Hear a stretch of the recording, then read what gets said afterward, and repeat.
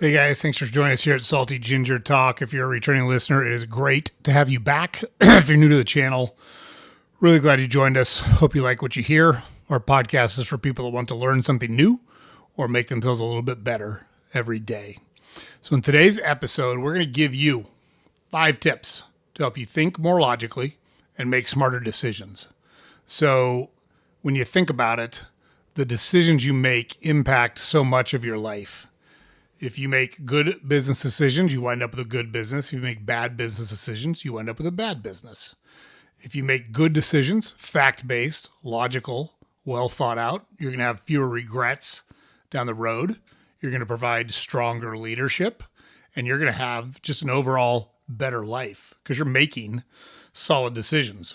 It's going to remove you from a lot of the drama and stuff that you wind up embroiled in because you allow your emotions to get the better of you and make poor decisions, say things you regret down the road, make statements that you have to take back or explain to people. And we want to get rid of those situations, at least minimize them. You probably can't get rid of them all because we're human beings. We have emotions and sometimes they're going to get the best of us, but that should be the exception, not the rule.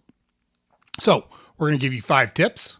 We're going to give you a real world example of when you can use these exercises, and we're going to give you a mental exercise or a framework to practice these tips so that it's just not some pie in the sky, feel good, touchy-feely thing. This is something you can incorporate into your everyday process and start making better, more logical decisions. So let's jump into them right now. Tip number 1, slow down your thinking. Real world example here. You get an angry email from a client. You want to fire back a snappy, snarky, witty reply. Bad idea. You're emotional. Whatever they have said has hit a nerve with you. And by the way, when someone hits a nerve, it's usually because they've touched somewhere around the truth. And that's why that nerve is hit. Responding right away and let that emotional response get out into the world. Just wait. Wait 24 hours. Gather some facts, talk to some other people, process it in your mind, think about it, and then craft a reply that is solution oriented instead of in response to an emotional email or an angry email where we can't control. Remember, we talk a lot about we're going to worry about what we can control. We can't control when other people lose their emotions, lose control of their emotions and let it get the better of them. But we certainly can control how we respond. In this instance, we're going to give you a rule called the 5-5-5 rule. We want you to apply that rule, 5-5-5. What does that mean? Ask yourself, if you did what you planned on doing, what you were going to do right now, how would you feel about it 5 minutes from now? How would you feel about it 5 months from now? How would you feel about it 5 years from now? And if you think back at all the little issues you've been involved in or the little petty dramas you've been involved in, think about how colossally stupid they look a year from now, 2 years from now, 3 years from now. Think about all the times you've been involved in an argument. Comedy bit where someone argues, it's about drinking, and they argue passionately for 20 minutes for AstroTurf. And then they drink some more, and a half hour later, they argue for 20 minutes passionately against AstroTurf. A lot of the things we all wind up involved in or arguing about or all wrapped up in wind up being that stupid. And when you apply the 5-5-5 rule, it just gives you some perspective. Is this going to matter in 5 minutes? Is it going to matter in 5 months? Is it going to matter in 5 years? If not, then just calm down. Calm down, apply some logic, fact find, and come up with a solution to the problem, and then present that solution. It de-escalates. It gets the other person off of their emotional roller coaster, and it helps you get to a good spot with people. You want to show leadership in these instances, and leadership means taking the tone down, focusing on solutions, and worrying about what you can control. And that's what we're going to work on. Okay, so tip number 2, separate your facts from your feelings. So in my roles through the years, I've had to fire a lot of people, dozens of people. It's never fun, even when people deserve it and don't have not demonstrated that they should hang on to their job. Those are not fun situations. But it's even harder when you really like the person that you have to terminate. So our real world example is you're considering firing an underperforming employee, but you really like them. They're like a good person. You like them. Your emotions say keep them, but you have to logically say, if this were someone else, if I did not like them, if they were just an average person, what would I do? Would my emotions be telling me to question the decision that I'm making? Maybe it is. Maybe it is not. But you've got to remove the emotion from the situation and try to look at the situation logically. That's what we're encouraging you to do here. So the mental exercise here is to use what we're calling a decision journal. So write down the facts of the situation, write down your emotional reaction, and then write down the decision that you made. And if you review that emotional decision or that decision journal and look at it on a weekly basis, you're going to be able to catch patterns of where emotion is overruling logic in your life. You know, we worked for a billionaire, multi-billionaire, super smart guy. And those two things aren't necessarily correlated. Just because someone has a lot of money doesn't mean they're smart. This guy happened to be really, really smart. But he used to say all the time, we all think we're great negotiators, and then we go home and we get out negotiated by our kids and our spouses and our loved ones all the time because we allow emotion in those situations. And in those situations, it's probably not wrong to allow some emotion to creep into your decision-making process. Otherwise, you'd never go on vacation. You'd never buy the new thing that is important to whoever it is in your family. You'd never do those things because emotion is what makes you make those decisions when logic says, I'm not going to need an iPad 5 months from now, or they don't need this, or they don't need that. But sometimes it's not bad to have emotion in there. But you want to be in control of when you allow emotion to affect your decisions and when you stick to the facts and make good, fact-based, logical decisions. And a decision journal or some version of a decision journal can help you with that. Okay. So tip number 3, play devil's advocate. So our real world example here is you're launching a new product and you are certain that it's going to be a hit. You are certain it's a home run. Assign someone, whether it's you, whether it's someone else, to argue and come up with all the reasons it could fail.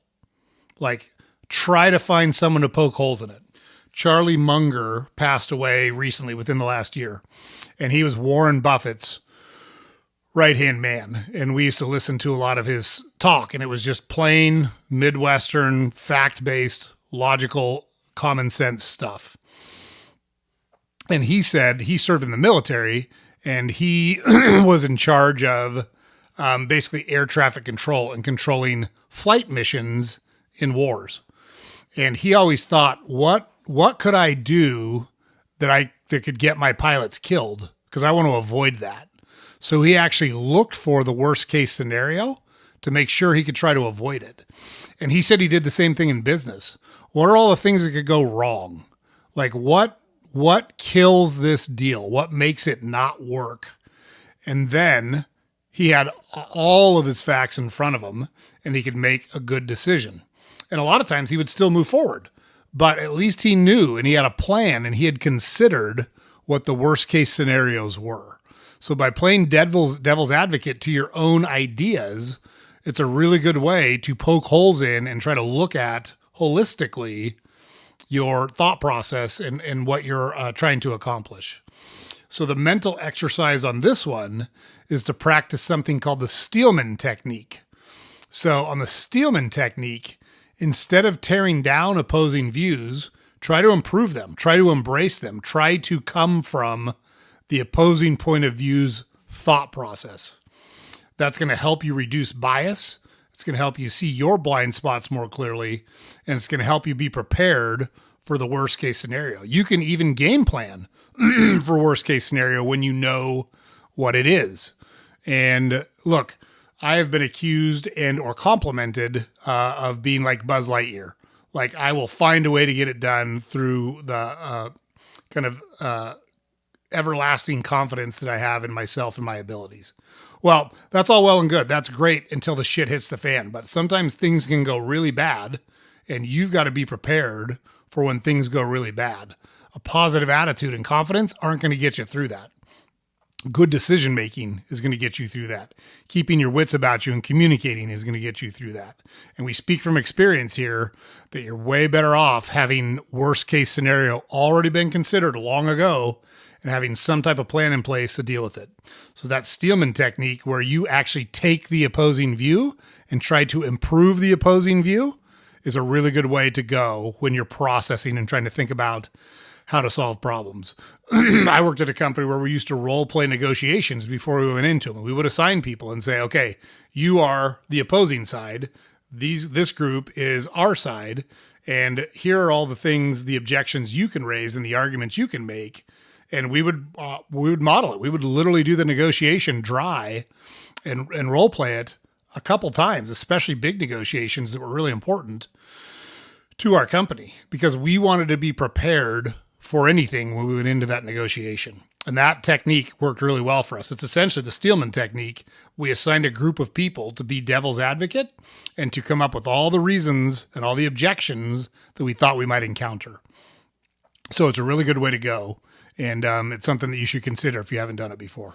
Okay, tip number 4, use probabilistic thinking. Probabilistic, is that a real word? Sure, why not? All it's saying is, you're like in a real world example, we're investing in a new market channel. Will it work? What are the odds? It's not a yes or no. You don't know for sure that it will work. You don't know for sure that it won't work, but there is a range and you've got to assign percentages to that range. There's a 60% chance we break even. There's a 30% chance we profit. There's a 10% chance it flops. That's just an example. I heard it was actually Michelle Obama, who I am not a fan of in any way, shape, or form. However, she started a podcast and we heard a little clip from it and she said something that made a lot of sense to us. And this is a good example. Just because it came from a source we're not enamored with doesn't mean it's not a really good idea or a really good thought. She said she looks at young people and they want like eternal and continuous happiness. And I thought that was a really good analogy or a really good way to think about some of the flaws that I see in the thought process of younger people. Life is tough. It's not always going to be fun.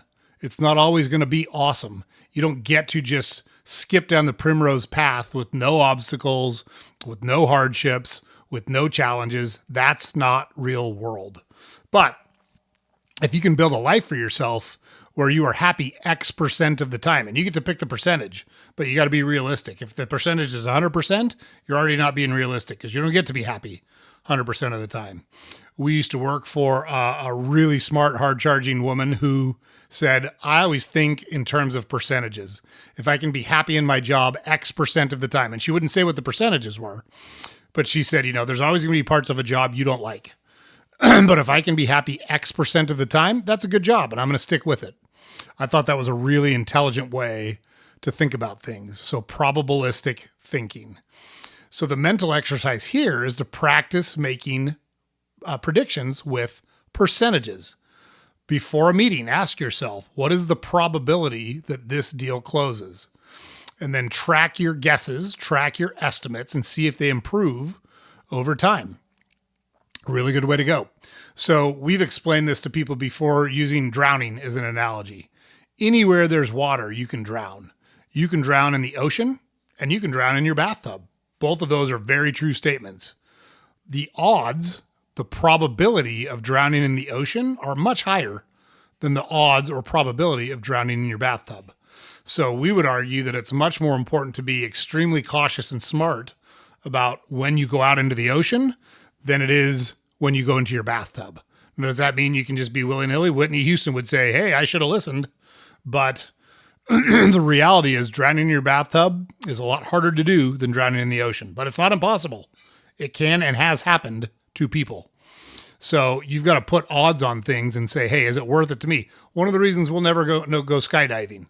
Skydiving has no interest to me because the two outcomes are exhilarating fun and death. I don't see no reason to introduce death into the equation when I have total control over whether I do that or not. Now, are the odds low that you die skydiving? Yes, but they're a lot higher than if you're on the ground. I can tell you that. So to me, there's no reason to introduce that. But if you think about applying odds to certain situations, it will help you logically work through things, remove your emotion, and be realistic about the decisions that you're facing. Okay, so tip number 5, remove ego from the equation. This one's hard for a lot of people. Look, I have a huge ego. I was trying to be a professional athlete. That is an extremely egocentric and selfish living. Everything revolves around you. When you eat, when you work out, when you practice, when you sleep, all of those things take precedence over everything else in your life. Want to go on a date? I don't care. I haven't done my run yet. I haven't done my weightlifting yet. I've got to eat my protein / carb / fat meal at a certain time. So it rules your life. So I have a huge ego, but I don't let it get in the way of business decisions. At the end of the day, it's about being successful in business. So in a real world example, you're leading a team and your idea is being challenged. Your ego says, puff your chest, make your shoulders big, get your neck up, and defend your decision. Logic would tell you to say, hey, is this criticism or is this challenge what's in the best interest of the company? And if it is, then you should listen to it and you should factor it in and you should allow it to guide the decision-making of your team. Who cares who came up with it? Who cares about who gets the credit? At the end of the day, it's about winning the game. And you've got to remove your ego from the equation and allow the best thoughts, best ideas, and best concepts to rule the day. The mental exercise here is say, hey, if someone else suggested this, would I still agree? Maybe it's your idea and you think it's great because it's your idea. But if Steve, who you don't like, or Betty, who you don't like, suggested it, would you still like the idea? And if not, would you simply not like it because you don't like Steve or Betty? Or is it because the idea is not as good as you thought it was? So another way to think about this is give your idea to someone else to pitch it and see how they land when it's detached from you and your name. Maybe it's a great idea and they kill it. Maybe your idea was good and they made it great. Maybe your idea was great and they screwed it up. Who knows? But it allows you to think what I call thinking around the topic. I'm always trying to get like a 360-degree look at a thought, an idea, an approach to see where the strengths are, where the weaknesses are, and allow the best ideas to win out. So that's the approach we take. Those are our 5 tips. Let's just recap them real quick. Number 1, slow down your thinking. You don't have to respond right away. Give yourself a time to gather some facts and understand what is being said and come up with a solution. Number 2, separate facts from feelings, right? We use the example of you're thinking about terminating an underperforming employee, but you really like the employee. If you really like them, that's great. But if they're not doing the job, they got to go. You can't allow your emotions to get in the way of those things. Number 3, play devil's advocate. Think of all the things that could go wrong with your idea. Think of all the downsides of your idea. Don't get married to it and ignore real threats. Number 4, use probabilistic thinking. What's the percentage of success? What's the percentage of break even? What's the percentage of failure? You have to apply those numbers, do your best, and track those over time to see how your estimates are.